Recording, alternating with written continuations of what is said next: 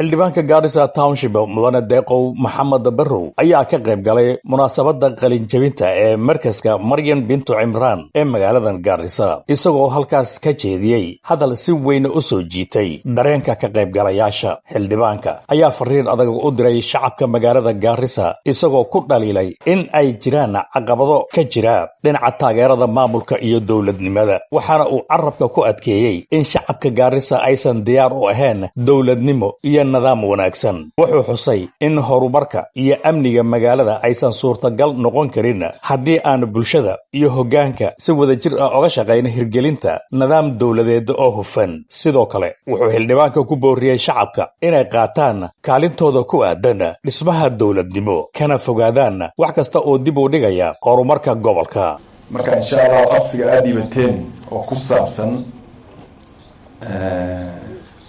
fundraising waan qaadi madaxda kale ee Garissa oo la tagay Mr. Garissa marka waan qalqaalinaa insha Allah arintaas ayto inaan ka qayb marta u hore meesha aan dhisno meesha ayadoo dhisneen ilmaha meel ay saxanayn meel fiican loo dhiso iyo waxa sayto hadii wax ka zaid aan helana aan marka wax waqaf aan ugu gadno insha Allah. u dambeystii waxaan rabaa inaan la hadlo reer Garissa arrimaha ku saabsan baahida ka jirto wadankan. Garissa sida ni sheegay dibka jiro maxaa waaye horta waxaan haysto laga hadla hadda meeshan waa dhinaca city marka biyana way jiraan baahi biyana way jirtaa wadooyin ba jiraan wadooyinka oo kale wada meel laga dhiso Garissa been iskuma sheegayne ma jirto. waxa jira meeshan waa mur aad hagaajisateen dhulkii waa xirteen meel walba cariiri baa ka dhigteen meel walba baangad baa la taagan yahay meel walba qori baa la taagan yahay wadadii aan dhisi lahayn hata ma hayno waan wax ku dhisno. wadadan dawladda markaan dhayno wada kala dhisa waday rabaan dhul bay rabaan lagu dhiso mur ma aha mitar baa jira 12 mitar baa loo baahan yahay in wada laga dhiso. wadooyinka meesha ku daanan 2 mitar hal gaari meel isku dooma ku socon kara baa jirta marka hadii maxaa dhacday nidaam xumo yaa wadankan ka dhacday maamul xumo ka dhacday gobolka Neeto Garissa town. haddaa tagtaan Wajeer iyo Mandera wadooyinka iyo nidaamka ay leeyihiin ma marinaysid. annaga ummadda Garissa degan waxay diiday maamul bay diiday ummadda madaxda nimankay soo doorteena may marin la yihiin maamulki sababta ay tahay wax walbo culays baa yaa laga dhigay ummadda baa ka dhigtay. waa aragteen hadda suuq mugdigan hadda aan sheegaysiin meesha waa aragteen suuq mugdi meesha suuq mugdi la dhaho gaaridii wadadii lagu socday iyo wadadii yaa la dhigay meesha tugtug baa istaagan taxi baa taagan nin baa taxi ku dhex jira lagu dashboard ku saartay home baa loogu dhufan wax uu ogoli mare meesha ka soo tagi qashin baa soo qaadi mutaaro yaa ku dhex tuuri biyadana waa ala qaylini biyaha waxay u xurmeen baa leedahay biyihii qash meeshay mari lahaayeen ayaa degtay nimayo sidan ma soconayso. Garissa waxay u baahan tahay dawladnimo u baahantay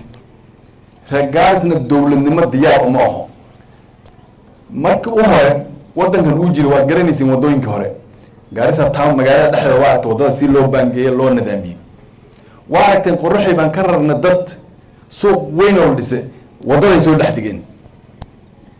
baatigi meesha quraxsaneed ee guriga la dhisay waa laga tagay ma baati baa lagu dhex dhisay digitki soo min arkin wadada soo ma xirno ma naga xirna naga madax ma xirna ama madaxdi baa leediin ala xirtay ala baangada taagan ala qabiil ku doodaysa guriga weyna waa yaani imtixaan way guriga weyna ee quraxsanaa ee dhisnaa yaa laga soo tagay ma baati baa wadada la dhex taagan waan arkaysay mataarayaalka ku soo fakadeen maana hor markuu wadadii roob u dee ha waa la qaylin. marka Garissa waa inay ogolaato dawladnimo Garissa waa inay ogolaato sharci Garissa waa inay ogolaato nidaam inta meesha laga heli waxa doo hagaagi karo ma jiro. jidkaas ayto insha Allah wixii hadda contract cusub baa imaaday oo bilaabay inuu furo mataarayaalka laamideeda waa la marin hadduu Ilaahay raali ka noqdo. September kana madaxweynaha naga ballan qaaday soonkan iyo soonkii hore isku mid maaha waxaan u malayn waa dadkii hadda siti marayso soonkan iyo soonkii hore isku mid maaha taana waxaa keentay ayadana dhibaatadaas